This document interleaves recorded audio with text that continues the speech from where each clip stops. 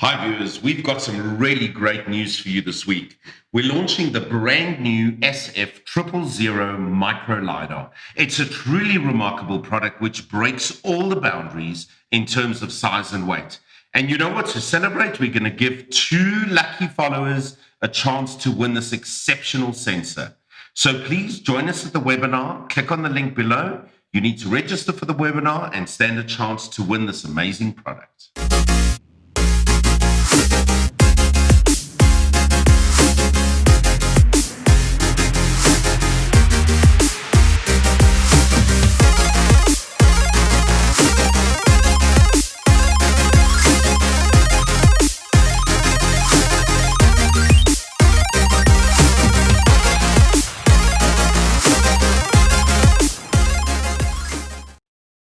Welcome to episode 4 of Light Conversations. Thank you for joining us. My name is Philip Constantine, and once again, we're joined by James Portman. Hi, Philip. Hi, everybody. Of course, the objective of today is to try and catch James out with some tricky questions. So let's see if we can achieve that. James, we ended off the last conversation on a question set around the speed of light and the speed of electricity, and how do we match these two as we design LiDAR devices. Now, if we look at the speed of light, it's commonly known that the speed of light is a universal constant, we're told, at 299 million meters a second. Is it really a universal constant? The speed of light, as you see it written down with a small symbol c, is generally recognized as being the speed of light in a vacuum. Light is an electromagnetic phenomenon, just like radio waves or anything else. It just happens to be a very high frequency electromagnetic phenomena. And the speed of electromagnetic phenomena is determined by the dielectric constant of the medium through which it's flowing. Now, we think of that in optical terms as being the equivalent of the refractive index. And in the case of a vacuum, you don't have to worry about the refractive index. Therefore, we have a nice constant number we can work with. Interestingly enough, the speed of light doesn't change very much through most ordinary media, like air, for example, and so on. We do know it changes through water because you get rainbow effects and refraction and so on. And those are caused by changes in the speed. But in the world of LiDAR that we spend most of our time dealing with, you can treat the speed of light as being very close to a constant, which is quite nice, because if you want to measure something, there's nothing better than starting with a universal constant. Yeah, this is a good thing. I mean, given that, we've based the SI unit of 1 meter on the distance that light travels in 300 millionths of a second. So this is a good thing. Just talk to us about the frame of reference, right? Because the speed of light doesn't really change given your initial frame of reference. How does that affect design of LiDAR? So this is where the world of science fiction and physics begins to overlap. And I think you have to be very careful about interpreting phenomena of different sorts. So, for example, we hear about things like redshift and blueshift, which have to do with very rapidly changing frames of reference.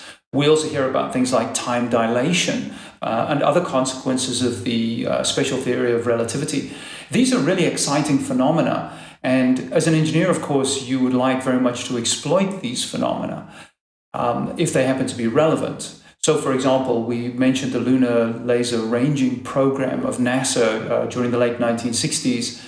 Yes. And one of the reasons for using light to measure to the moon was not only so you could see how far away the moon was, but so that you could look at time-space distortion between the Earth and the moon and see whether the theories of relativity, both the general and the special theories, held.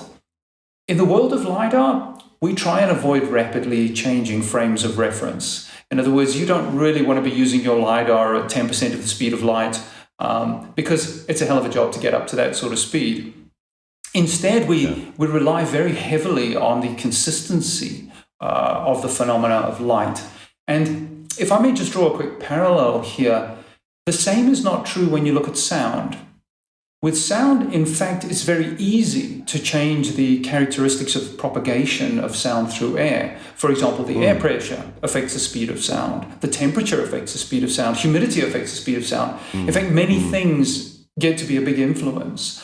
Even the material that you're passing it through, if it's a gas as opposed to, let's say, ordinary air as we know it, that can also change the speed of sound. So it becomes more difficult to use. That's interesting. I've always had a fascination with the Doppler effect. This is when an ambulance is rushing by, and you have the wee wee wee wee wee wee wee wee wee, and waveforms are stretched and compressed as a sound source moves. How is that reflected in light? The same thing definitely happens in light. In fact, products like ring laser gyroscopes make use of the Sagnac effect, which is that you can simultaneously stretch and compress light within the same resonant cavity. It's such a phenomenal idea where you can take concepts that are operating right at the limit of the laws of physics and be able to bring them down to the level where you can use them, in that case, for navigation. As exciting as the Doppler effect is, I think a lot of people are confused when they look at LiDAR into thinking that they do work with Doppler. Some of them do. For example, if you want to measure the velocity of aerosol particles high up in the atmosphere, you can use the color shift, which is the equivalent of the Doppler effect, on your laser in order to determine what those velocities look like. Most terrestrial LiDAR systems, however, where you're trying to measure distance, would not use that specific phenomena. But of course, it raises the interesting question of which phenomena are you going to use? We know that constant velocity is nice because effectively you have a ruler, but it's a ruler that works on time instead of on distance. In other words, you time how long light takes. And again, I'm sorry about this, but you tend to wander off into the nebulous realms of the time-space continuum, because whenever we talk about things at the speed of light, we tend to talk in nanoseconds. We don't tend to talk in meters. Because they're interchangeable concepts in the way that we're working. So you can think of a distance as being so many nanoseconds away. But from a practical point of view, it means that this velocity is the key thing that you're going to deal with. The wavelength itself, and the fact that the wavelength may change very slightly, might not be the key phenomenon that you actually want to deal with, or the phase shift for that matter, which is an equivalent concept. Let's consider for a second now, as we move from light to electricity and charge. Electricity is commonly thought to be the movement of electrons. We do know that we look at Einstein's theory of relativity. I mean, any particle with mass, which is what an electron is not able to move at the speed of light. It can approximate, it can't. If we look at electricity as a phenomenon, it's not really the electrons moving through the conductor, but it's the field and the electromagnetic field that is around the conductor that's moving. And the electrons actually move more slowly than the field. So what are the considerations as one looks at light and the speed of light and how unaffected light is, and then translating that into the movement of electrons and the fields around conductors and also tracks on a PC board? Yeah, I think you're highlighting a really important subject here. At school, we tend to learn about subjects almost a little bit in isolation. So we learn a little bit about light by looking at rainbows and prisms and things like that. We learn a little bit about electricity by connecting light bulbs to batteries. We might, if we survive towards university, look at electromagnetic radiation in terms of radar and so on. But it's amazing how interchangeable these phenomena are. And because they're interchangeable, at any moment in time, you have to make a decision as to which aspect of that phenomenon you're using. In the case of light, is it a particle or is it a wave? In the case of the flow of electricity, is it electrons that you care about, or is it the electromagnetic field around the electrons that you care about? And it's a surprisingly confusing space, because at any one moment in time, you don't necessarily know which of these phenomena is dominating. So I'll simplify things a little bit and say that in terms of the propagation of light, we generally tend to worry about the electromagnetic propagation of light. In other words, not the individual photons, not the individual wavelets, but the group performance. In other words, a bunch of photons that you create and you send them out through the air or through space. How do they perform as an entity? Similarly, when we look at electricity, we tend to look at the net effect. In other words, I don't really care that much how the electrons got to where they are or which specific electrons are dealing with the phenomena. What I care about is how do I control the appearance of the electromagnetic wave and the signals that I get out of a conductor. And because the phenomena have a lot of parallels in the sense that you're dealing with electromagnetic radiation, there is always the temptation to think that you can handle them in the same way. But unfortunately, the frequency differences tend to make it a little more specialized in the sense that what works on a piece of light doesn't necessarily work on a piece of electricity and vice versa, because the duality then begins to trip you up. So when you're trying to measure phenomena which are occurring at the speed of light, in other words, how long does it take light to travel from point A to point B and back again? And the way that you're going to measure that is by using electromagnetic devices on a circuit board. You have to understand what you lose in that translation, that you're quite correct that the speed of the electromagnetic propagation on the circuit board is not the same as the speed of light, that even the way that the electromagnetic signal comes into existence is not necessarily the same way that the optical signal came into existence. In other words, they're not an exact mirror of each other. And you clearly have to convert between the two domains. One moment you're dealing with optics, the next moment you're dealing with electronics. And how do you get between the two? And how do you get between the two efficiently? This is a tricky subject. Right. And if we zoom in a little bit now, I mean, that converter in the world of LiDAR is a detector. So that the detector is what converts light energy into electrical energy. So maybe let's think for a minute around detectors and how they do so in an efficient manner. I think the short answer to that is very poorly. We would like to think that the conversion of from photons into electrons is a well understood and a well controlled phenomena. And to most engineers and scientists, I think it is, because you're not looking at these phenomena at the limit. In other words, right at the very speed of light. You'd like to know, for example, is a light on or is a light off? So you go to your light switch, you turn the light on, and sure enough, you get some electrons coming out of a pin photodiode, for example, and everything looks pretty cool. But like everything in the world of physics and everything in the world of electronics, as you begin to look deeper and deeper, you realize that there are a lot of imperfections in this conversion process. So, for example, even at full efficiency, it turns out you only get one electron for every two photons. In other words, you only have about a 50% conversion efficiency. And it almost doesn't matter what you do. You're not going to do much better than that. It's kind of a photoelectric effect, and this is what you get. That doesn't mean you can't make sensitive detectors. But it turns out that the detector concept is not a single element. It's not like you can have just one piece of silicon and that's it. It's all sorted out. You have to start by saying, well, let's collect the light, let's collect the photons, let's collect the electromagnetic radiation that is light and focus it onto the detector. So the first element of your detection is your optical system, in fact. Think of it as an optical amplifier. I know it's only a lens or a lens arrangement. But what it's doing, though, is it's making the signal bigger on an optical level. And the bigger the signal you get, the more electrons you're going to get out. What is very nice about optical systems is that they are relatively efficient, meaning that they add a lot more signal than they add noise. And this is very important because electronic amplifiers are not the same. So kind of rule one in LiDAR design, if you can amplify optically, do it. The last resort is to amplify electronically because electronic amplifiers are horrifically imperfect at the speeds that we're talking about. So, go ahead. No, please. All right.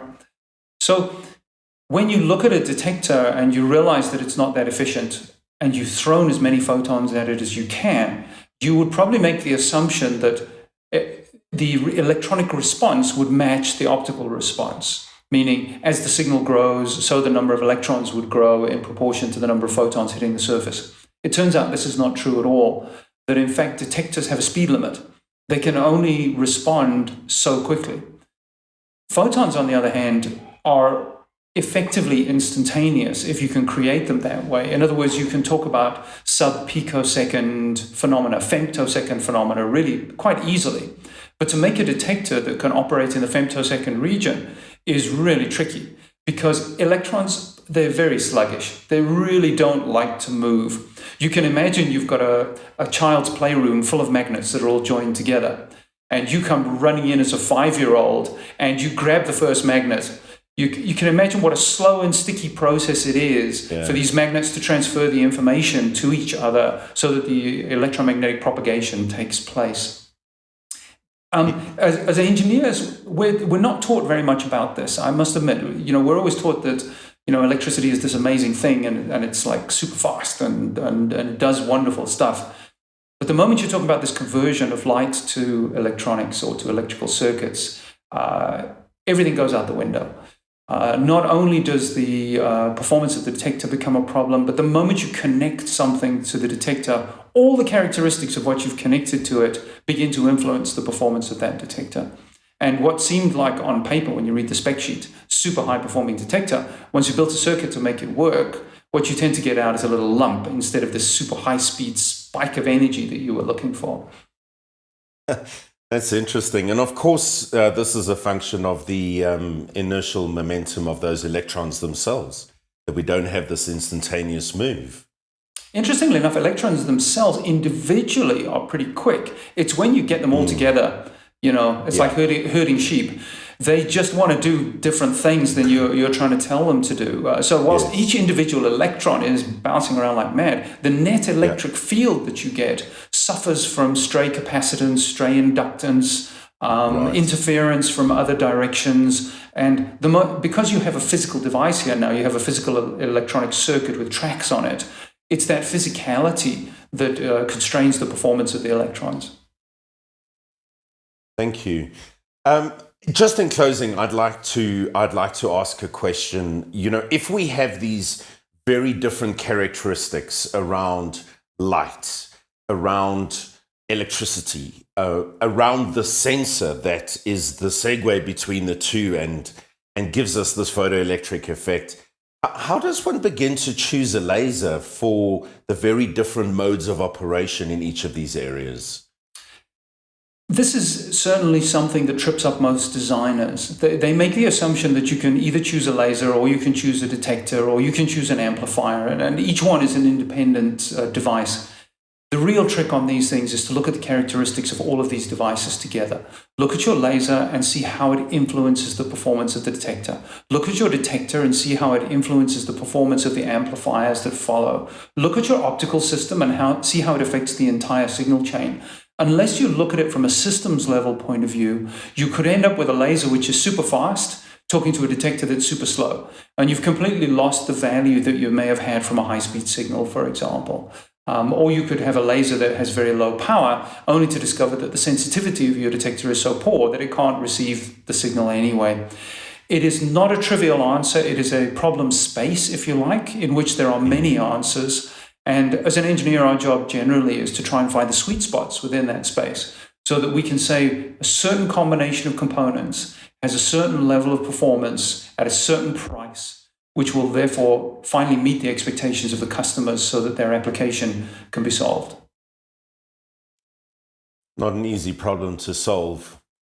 James, thank you so much for your time today. I've learned so much, and I'm sure our viewers who are out there designing their own LiDAR systems will have learned some tips and tricks today. So thank you for your input and your wisdom, and appreciate your time today.